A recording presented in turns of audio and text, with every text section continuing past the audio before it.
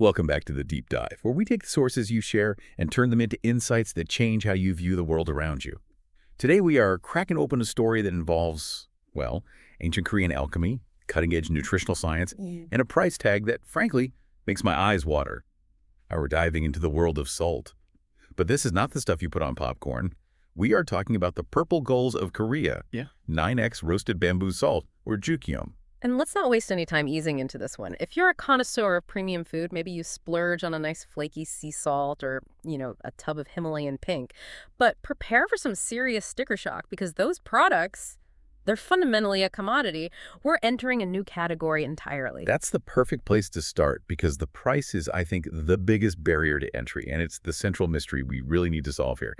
Our sources confirm that top-tier 9x roasted bamboo salt sells for anywhere from $100 up to a staggering $400 per kilogram. To put that into perspective for your grocery run, that means this salt is easily 10 to 50 times more expensive than even a high-quality premium Himalayan salt. Yeah. You're paying $15, maybe $25 for an ounce. Exactly. And the central question for anyone approaching Jukyeom is this. Why is a jar of salt priced like a Veblen good? A Veblen good, right. Yeah. That's a product where demand actually goes up as the price increases because the high price itself signals status and exclusivity. Precisely. So we have to immediately stop viewing this product as a culinary seasoning. We have to start treating it as a functional mineral supplement or perhaps more accurately, a functional mineral technology. I appreciate that shift because if I just see salt on the label, my immediate thought is I'm being radically overcharged. Yeah. So we have to establish beyond the marketing, where that value comes from. What are we actually buying? We're buying processing, purity, and verifiable chemical differentiation. The market dynamic is critical here. This product, it successfully bypasses the entire commodity salt category. It's strategically priced to compete not with specialty spice retailers, but with luxury wellness items like high-grade Manuka honey or, specialized electrolyte formulas. Wow. These products all rely heavily on a complex story of origin, extreme processing, and most crucially, a set of verifiable, quantifiable numbers, like the MGO rating on honey, or in this case, the pH balance of a salt, to justify that hyper-premium price point. So the mission for this deep dive is clear. We need to move past that price barrier. We need to decode the extreme, almost alchemical process that creates this product. We need to understand the unique, verifiable science behind it, specifically the pH and the oxidation reduction potential, or ORP measurements. And crucially, we have to understand the tight regulatory boundaries that define this product's exclusive position in the high-end USK Wellness 2.0 market. Let's unpack this. Okay, let's start where the value is supposedly created in the fire. We need to explore the history and the absolute grueling detail of the production cycle that turns sea salt into this purple gold. Our sources trace the origins of Jukyeom back approximately 1,300 years to Korean Buddhist monastic traditions. What was the driving need behind this ritual? It was a fascinating blend of practicality and traditional medicine. Monks recognized the inherent mineral benefits of sea salt, but they also understood that raw sea salt, particularly when it was traditionally harvested, contains impurities. More importantly, it contains what's called bittern, which is primarily magnesium chloride and magnesium sulfate. Right, the bitter stuff. The bitter stuff. These compounds cause digestive upset and have that distinctly bitter taste, so the monks sought a method to purify the salt for medicinal use, often using it as a home remedy for digestive discomfort, inflammation, and oral hygiene. So roasting was initially a purification and palatability step. But the modern standardized 9x process that creates the ultra-premium product we see today, that's much more formalized than an old monastic recipe, right? Oh, absolutely. The modern methodology was codified in the 20th century, notably by Dr. Il-hoon Kim, who's often referred to as Master Insen. He formalized the methodology, the specific sequence, the temperatures, the materials, to really maximize the synthesis of beneficial compounds and achieve peak purification. This lineage, blending ancient tradition with a standardized modern process, is a massive part of the product's premium marketing narrative. It's not folk medicine, it's tradition refined. And the production process itself, it's framed as a harmonization of nature's fundamental forces. For consumers interested in holistic wellness, this 5 elements framework provides an incredibly powerful, intentional narrative that connects the process back to Taoist philosophy. It's highly marketable. It's a critical piece of the storytelling. This is not factory processing, it's transmutation. Right. Let's look at how the 5 elements are integrated to elevate the raw material. Okay. First, you have water. This is the raw material itself, solar evaporated sea salt, preferably harvested from the highly mineralized tidal flats of Korea's west coast. This provides the base mineral density. Got it. Second, wood, the vector for transformation. The salt is packed tightly into hollow sections of bamboo stalks. Crucially, these have to be 3 to 5-year-old bamboo. This specific selection is vital because that age ensures the stalk has accumulated optimal sulfur compounds and oils, which are later absorbed into the salt. Okay, so the age of the bamboo matters. Immensely. Third, earth, the seal and the mineral donor. The open ends of the bamboo tubes are sealed shut with mineral-rich yellow ochre, or low-S clay, sourced from deep valleys to minimize pollutants. This clay is rich in iron, silica, and other trace elements. And I'm guessing the clay gets baked into the salt somehow. It does. As the bamboo burns, the clay creates a semi-hermetic seal, concentrating heat and vapors, and yes, some of those low-S minerals are fused into the salt mass. Fourth, fire, the energy source. The roasting occurs in a specialized kiln, fueled exclusively by pine wood. Pine is preferred because it burns hotter and cleaner than many other woods. And finally, metal, the containment vessel. The entire process is contained within specialized, thick-walled iron kilns. At the extreme temperatures involved, the salt interacts with the iron vessel, potentially transferring additional iron compounds into the salt structure. It is, as you said, almost theatrical, a precise trial by fire. That is a lot of intentional sourcing and careful preparation. And this isn't a quick bake. We're talking about an arduous 25-day cycle. I want to spend time here because this labor is the single biggest justification for that initial price tag. It's intensely labor-intensive, and that human input is what pushes the product out of the commodity bracket. The core cycle involves packing the salt into the bamboo, sealing it, and roasting it up to 8 times. These initial roasts are conducted at high but controlled heat, usually between 800 and 900 degrees Celsius. What exactly is happening during those first 8 burns? Is it just getting cleaner each time? It's a multi-stage purification and infusion. First, the bamboo itself incinerates. This intense heat drives off volatile impurities in the sea salt and, crucially, vaporizes and drives out the bitter magnesium chloride compounds, the bittern. At the same time, the aromatic sulfur compounds and the resins from the bamboo stalk are absorbed into the now porous, hygroscopic salt pillar. And then the crushing and repacking. That seems incredibly inefficient. Why not just roast it once for a really long time? It's the essence of the ritual. After each roast, the salt hardens into a dense column infused with that bamboo essence. This column is manually extracted, crushed back into a fine powder, sometimes with traditional stone mortars, and then repacked into fresh bamboo tubes, sealed with new loess clay, and re-roasted. Wow. This repetition is critical. With each cycle, 2 things happen. The salt becomes cleaner, and its mineral profile becomes progressively more complex and structurally altered. You mentioned the color change earlier, from white to gradually darker. Yes. By the 6th or 7th roast, the salt has often taken on a grayish-pink hue, absorbing more trace minerals and sulfur compounds. But the physical state change, the final metamorphosis, hasn't happened yet. The salt remains porous and crystalline, just, highly refined. Here's where it gets really interesting, the final metamorphosis. We're talking about the critical 9th roast, which is often marketed as the K-lava melt or purple gold stage. What changes dramatically in this final step? Everything changes. It's a leap in physics and chemistry. For the first 8 roasts, the heat was designed to purify and infuse. The 9th roast is designed to transmute. The temperature is driven dramatically higher, often above 1,300 degrees Celsius, and dedicated producers can push it as high as 1,700. Wait, 1,700 degrees Celsius. The melting point of pure sodium chloride is about 8/1. Why the extra, 1,000 degrees? That extra heat ensures absolute, complete phase change and maximum fusion. At this thermal extreme, the salt stops being a solid that's merely heating up. It undergoes a complete physical state change and melts, flowing like liquid magma or lava within the kiln. This is the source of that high-end K-lava branding. Liquid salt. Beyond being visually arresting, what does this extreme heat and state change achieve that the previous 8 roasts didn't? It achieves peak purification and structural alteration. First, purity. This is the temperature range necessary to gasify volatile heavy metals. Compounds like lead and arsenic, even if present in tiny trace amounts in the raw sea salt, become gases at these temperatures and are driven off. It's also sufficient heat to absolutely destroy organic contaminants and modern concerns like microplastics. It's an ultimate sterilization. Okay, that's a big deal. And the second thing? Second, fusion. While molten, the minerals from the lowest clay, the iron kiln, and the residual sulfur compounds fuse into the sodium chloride matrix. When the molten salt cools, it doesn't recrystallize into the porous granules we know. Instead, it forms a rock-hard, glassy, crystalline mass, almost like an amethyst geode. And that fusion and structure change gives the product its signature visual feature, the color. Precisely.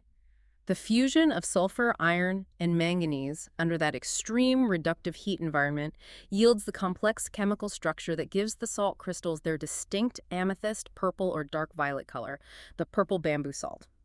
This is the highest grade.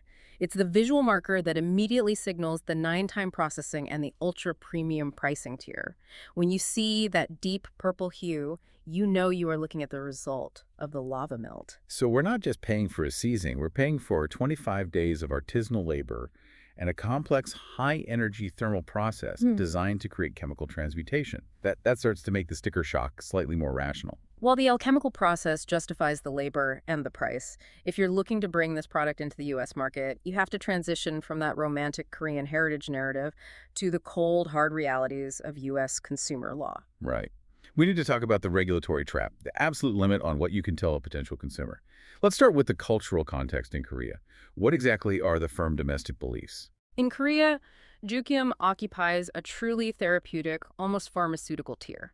It is traditionally marketed, particularly in traditional medicine circles, as a Taoist alchemical medicine. Domestically, there are deep beliefs regarding its efficacy for a wide range of ailments. It's often touted for regulating digestion, reducing inflammation, supporting oral health, and in some traditional clinics, it's even integrated into holistic support protocols for serious conditions, including cancer care. That's the narrative that drives its value in Asia. But you can't just translate that marketing copy and slap it on a jar for a U.S. consumer. This is where we run straight into the critical U.S. restriction enforced by the Food and Drug Administration. This is the biggest hurdle, and it requires a serious warning for any importer. The FDA has very clear lines. In the U.S., you cannot market a food product, including a specialty salt or a dietary supplement, as treating, curing, or preventing a specific disease. This is the FDA trap.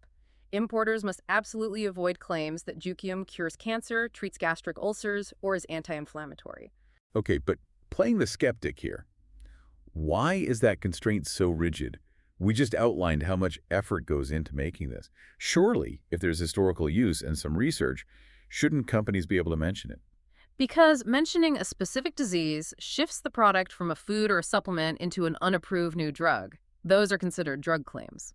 To legally market a product as treating a specific disease, whether it's gastritis, chronic inflammation, whatever, you have to submit it to the rigorous, multi-phase, and incredibly expensive human clinical trials required for pharmaceutical drug approval. So the evidence that's currently available, I'm assuming this includes peer-reviewed research, like in vitro studies on cancer cells or anti-inflammatory effects in animals, that's not enough. Not even close. That type of evidence is sufficient for publishing in an academic journal, but it is wholly insufficient to satisfy the FDA's regulatory standard for a product being sold on a shelf. A claim has to be substantiated by competent and reliable scientific evidence, and for disease claims, that means human clinical trials. Since most of the supporting evidence for Jukyeom is preclinical, repeating the Korean claims constitutes what the FDA calls drug misbranding. Let's talk about the real-world consequence of a slip-up. A warning letter is bad, but for a new import business, what's the worst-case scenario? The consequence can be existential. Drug misbranding can trigger FDA warning letters, regulatory enforcement, and the most damaging outcome for a business that relies on logistics, an FDA import alert. This alert effectively red flags all future shipments of that product or from that manufacturer. It often leads to the detention, seizure, and ultimately the destruction of the entire product shipment at the port of entry. Wow. The financial loss alone, the cost of the destroyed product plus legal fees, can bankrupt a small importer. This risk is very, very real. That raises the stakes considerably. So if you can't claim it cures or treats anything, how do brands successfully navigate this? Where is the regulatory safe harbor? Brands have to meticulously adhere to legal structure function claims. These claims are legally okay because they describe the intended role of a nutrient in maintaining the normal structure or function of the body without referencing a specific disease state. They describe support, not a cure. Can you give us a detailed breakdown? Let's use that inflammation issue. What can you say versus what can't you say? Certainly. The forbidden drug claim would be Jukyeom reduces chronic systemic inflammation. That references a pathological condition. Right. The permissible structure-function claim would be, Jukyeom supports a healthy inflammatory response. See the difference? It refers to a normal bodily process. Other permissible examples would be, supports healthy pH balance or provides essential trace minerals for cellular hydration. You can state verifiable facts like the measurable alkalinity, but you can't promise to resolve a specific ailment. And the final piece of that safe harbor is that mandated disclaimer, right? The one you see on every supplement bottle. Absolutely non-negotiable. Every structure-function claim must be accompanied by the federally mandated disclaimer. These statements have not been evaluated by the Food and Drug Administration. This product is not intended to diagnose, treat, cure, or prevent any disease.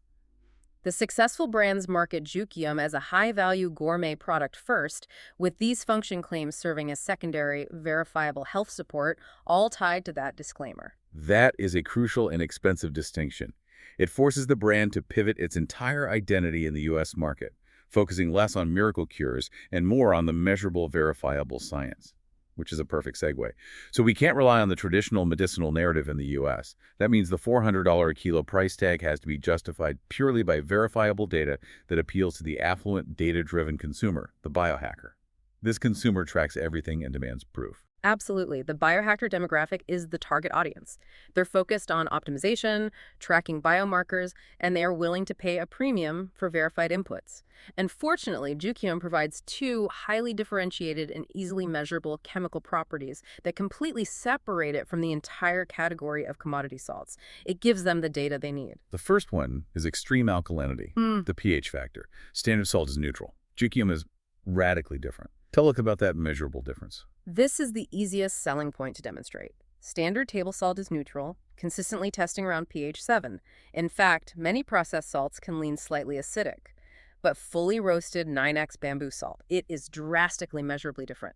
Multiple independent studies consistently confirm it tests at a highly alkaline pH, frequently documented at pH 11.5 or higher, sometimes reaching up to pH 13. A pH of 11.5, that's a massive chemical shift. Why? Why does the pH shift so dramatically? It's still fundamentally sodium chloride. It's the result of that thermal decomposition and fusion process we talked about.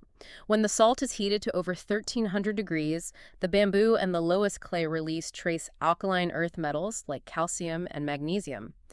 The extreme heat also causes complex chemical reactions, including the thermal decomposition of some compounds into oxides and hydroxides. So you're talking about the formation of things like sodium hydroxide. Precisely. The intense, prolonged heat promotes the formation of highly alkaline mineral compounds, alkaline metal oxides and hydroxides, which are then fused into the salt matrix. When you dissolve it in water, those components drive the solution's pH dramatically upward.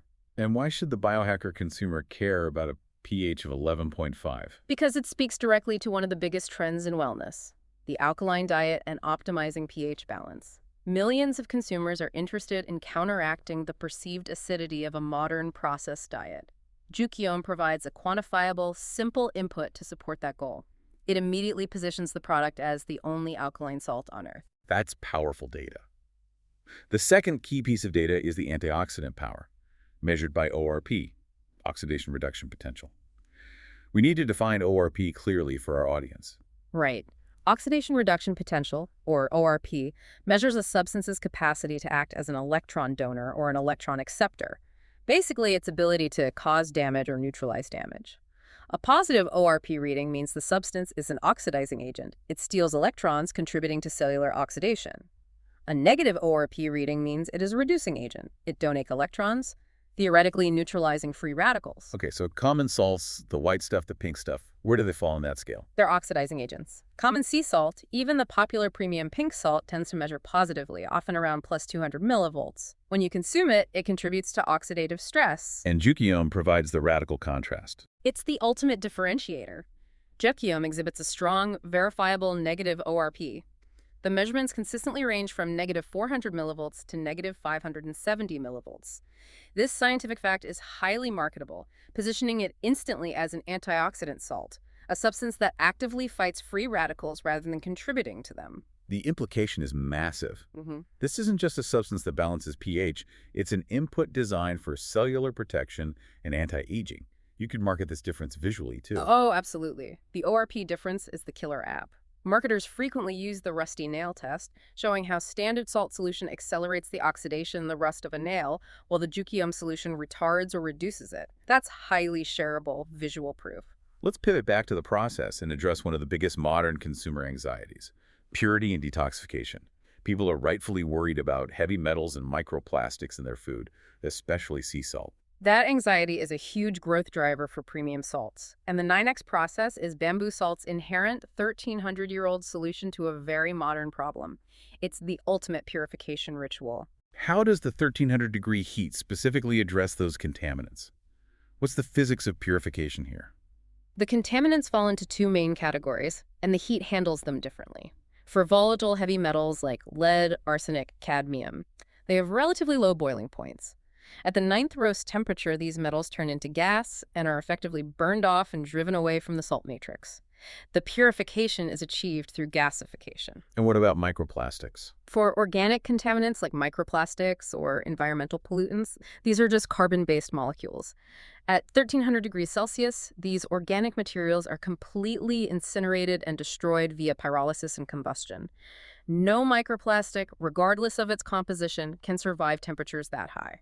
So the argument is that the purification ritual is not just traditional, it's a necessary high-tech safety step that delivers the cleanest salt on Earth. Precisely. The value proposition moves from here is a clean salt to here is the only salt processed at a temperature scientifically guaranteed to destroy modern pollutants. But we have to provide the full context on purity here, because there's a critical vulnerability: the risk of generating dioxins. Dioxins. Okay, explain that. This is the critical vulnerability that importers must actively mitigate. Dioxins are highly toxic, persistent organic pollutants. They aren't naturally in the salt, they are byproducts. They're generated when organic material like the bamboo and the pine wood fuel undergoes incomplete combustion, burning but not reaching high enough temperatures consistently. So if the kiln operator isn't meticulous, they solve the microplastic problem but create a potentially worse dioxin problem. That is the risk. So for a brand to credibly market Jukyeom as the cleanest salt, they can't ignore this. They must demand a comprehensive certificate of analysis, a COA, for every single batch, sourced directly from the manufacturer. And that testing shouldn't just be for heavy metals, it must specifically include rigorous testing for dioxins and PCBs. Transparency is essential here. That's how you bridge the gap between tradition and modern scientific quality control. Okay, we've justified the price with process, tradition, regulation, and high-tech chemistry. But now we hit the most human and potentially most repellent hurdle. We're ready to buy, but the reviews are brutally honest about the single biggest barrier to U.S. adoption: the distinctive polarizing aroma. Our sources are very frank. 9X bamboo salt smells distinctly of sulfur, or, as many consumers put it, rotten eggs. It is the absolute elephant in the luxury spice aisle. It's the defining sensory challenge of the product. That odor comes from the hydrogen sulfide compounds generated when the bamboo's sulfur content interacts with the salt during the high heat roasting process. So the strategy can't be to hide the smell. We have to reframe it, or we lose credibility immediately. How do we coach the consumer through this? We coach them to treat the smell not as a flaw or sign of spoilage, but as a marker of potency or the scent of active minerals. We normalize the funk and we contextualize it within the world of prestige, high-value, exclusive foods. In that world, a challenging initial sensory profile is often a prerequisite for prestige. It's a sensory gatekeeper. Give us some analogies that stick with the high-end consumer. Think about the premium products that require an acquired taste. Why do people pay thousands for luxury truffles? They are pungent, earthy, almost overwhelmingly strong, but that aroma signals complexity and scarcity. Or consider aged cheese, like Epoisses or Limburger. They're infamously stinky, but the price and the odor signal exclusivity and a depth of flavor that a mild cheddar simply can't match. So for Jukyeom, the sulfur note signifies the high mineral reductive power achieved in the kiln. Right. It's the scent of the lava melt. Exactly. You are smelling the chemistry. And furthermore, we can tap into a specific culinary niche. For the vegan or plant-based consumer, that sulfur taste is actually a huge positive. It delivers the ultimate vegan egg yolk flavor enhancer. Interesting. It gives you that savory flavor with a much purer, cleaner mineral base than, say, the cheaper Indian black salt Kalanama. So if you're buying a $100 jar of salt, the polarizing smell is just the cost of admission to an exclusive club. That successfully converts a flaw into a feature. Now let's talk about the early adopter opportunity. Where does Jukyeom stand in the massive U.S. market today? Awareness is incredibly low. Google Trends analysis confirms this. Searches for bamboo salt are only about 2% of the search volume for Himalayan salt. It remains a niche product, largely confined to Asian specialty stores or very specific high-end online marketplaces, making it genuinely hard to get for the average consumer. And I assume this hard-to-get status is not an accident. It's part of the calculated strategy to maintain the premium price. It is the foundation of the K-premium entry framework. The strategic goal is to intentionally avoid the ethnic grocery trap, where products are forced to compete on price on the lower shelves. Instead, Jukyeom has to be marketed through specialized prestige channels to immediately build brand cachet and establish that high price anchor in the consumer's mind. Which retailers are the runway for this luxury strategy? Who sets the trends for the biohacker demographic? The current goal is placement in retailers that prioritize novelty, exclusivity, and high price points. So high-end online listings, specialty spice retailers, and critically specific physical retailers like Erewhon in Los Angeles. Why is Erewhon so important for this specific strategy? Because the Erewhon shopper is notoriously price-insensitive and novelty-seeking. Getting on their shelves signals to the entire wellness industry, and crucially to the influential celebrities who shop there, that Jukyeom is a legitimate luxury thing. It secures that crucial influencer adoption you need to spark wider U.S. interest without having to dilute the price point. So the long-term plan is to follow the successful trajectory of other Korean wellness exports and position this as the next big thing that transitions from niche to mainstream luxury. That is the ultimate goal. We're positioning Jukyeom as the next major Korean wellness export, following in the successful footsteps of ingredients like manuka honey or matcha.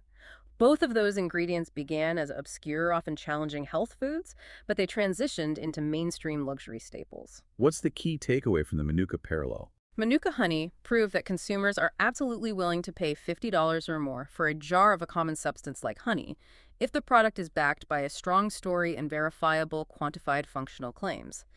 The MGO rating on the honey justifies the price. Bamboo salt has its own set of equally compelling scientific differentiators in pH and ORP. We are selling the numbers, backed by the ritual. It sounds like the U.S. market is perfectly primed. The gourmet salt market is already massive, and the biohacker demographic is actively seeking scientifically validated, differentiated inputs that few others have. They are, and with the global bamboo salt market projected to reach up to nearly $90 billion over the next decade, the time to seize the U.S. niche opportunity is now, before the inevitable mass adoption erodes that exclusivity. This has been a deep dive into chemistry, ancient tradition, and strategic market positioning. Let's summarize the massive difference in value proposition here. If common table salt is a generic, boxed, wine-cheap, utilitarian mass-produced, then 9X purple bamboo salt is a rare, aged Grand Cru vintage, meticulously crafted under extreme heat. A vintage where the purity and complexity were achieved through a literal 1,500-degree trial by fire. You're paying for the 25 days of artisanal labor, the verifiable pH factor of 11.5, and the powerful negative 400 millivolt antioxidant capacity. It's a culinary artifact that doubles as a functional health supplement that is chemically distinct from every other salt on the market. So what does this all mean for you? Well, you now have the insider knowledge. You understand that the price isn't arbitrary. It's process-driven and verifiable by two key scientific metrics. We encourage you to explore this product now as an insider, maybe starting with a small trial size to test the funk for yourself before mass adoption drives down its current exclusivity and cachet. And here is the final provocative thought to leave you with, the ultimate rationale for enduring that high price point and the challenging aroma. Think of Jukyeom not just as a spice, but as the single oldest known nootropic for cellular hydration. When you buy this product, you aren't just buying sodium chloride, you're buying a 1,300-year-old ritual of biological optimization. A daily reminder that sometimes the greatest purity and peak performance are achieved only after surviving the highest possible heat. That is a powerful place to leave it. Thank you for joining us on this deep dive into the purple gold of Korea. Always a pleasure.